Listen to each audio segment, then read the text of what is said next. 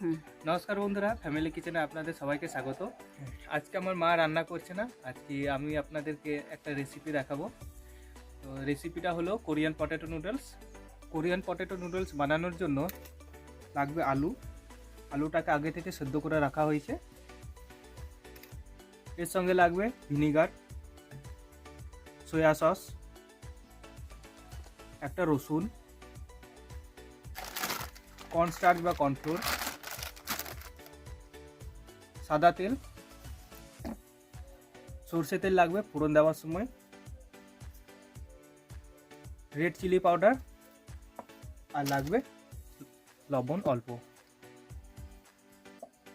আর তার সঙ্গে বন্ধুরা চিলি ফ্লেক্স লাগবে, কিন্তু চিলি ফ্লেক্স আমাদের কাছে ছিল না, তো আমরা শুকনো লঙ্কাটাকেই ভেজে রেখে দিয়েছি, এটাকেই চিলি ফ্লেক্স বানাবো।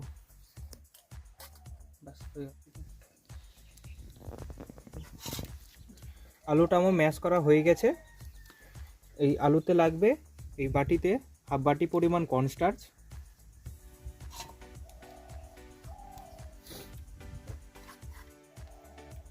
আর লাগবে হাফ চামচের মতো লবণ।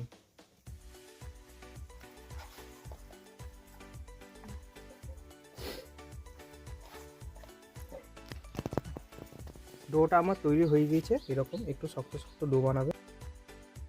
এরপর আমি নুডলস বানাবো।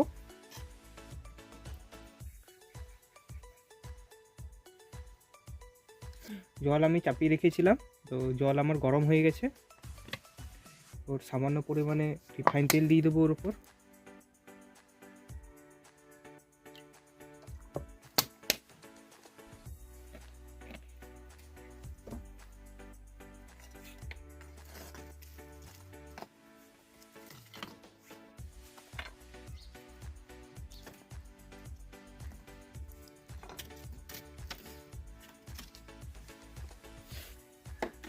তখন দিয়ে ফোটানোর সময় না তার আগে?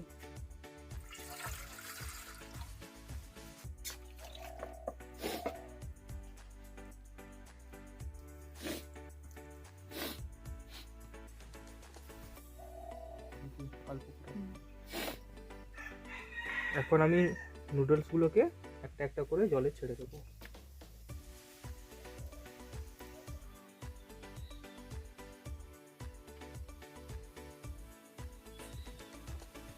এটাকে আমি 5 থেকে 7 মিনিটের মতো ফোটাবো জলে।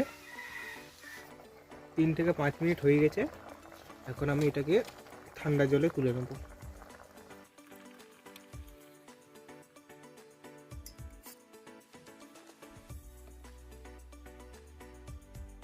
দেখুন বন্ধুরা, খুব সুন্দর, দেখুন স্ট্রেচি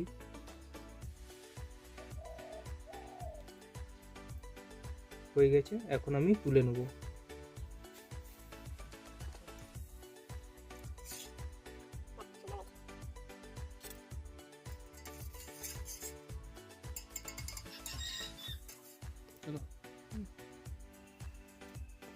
আমি এটাকে বার করে রেখে দিয়েছিলাম, এখন একটু ঠান্ডা হয়ে গেছে। এখন আমি এতে দেবো চিলি ফ্লেক্স, কিছুটা পরিমাণে লবণ,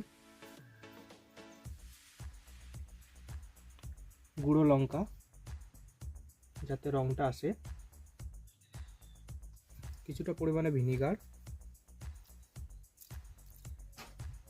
আর সয়া সস দেবো। কড়াইটা গরম হয়ে গেছে, এখন আমি এতে সামান্য পরিমাণে তেল দেবো। তেল গরম হয়ে গেছে, এখন আমি রসুন দিয়ে দেবো এতে।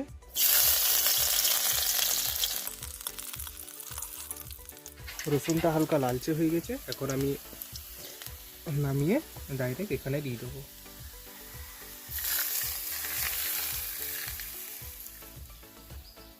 এখন আমি এইগুলোকে ভালো করে মাখিয়ে নেব।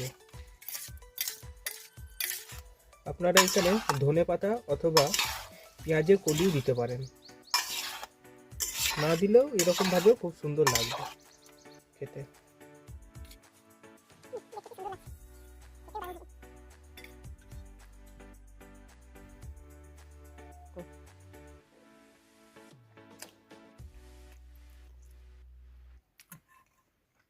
দারুণ হয়েছে।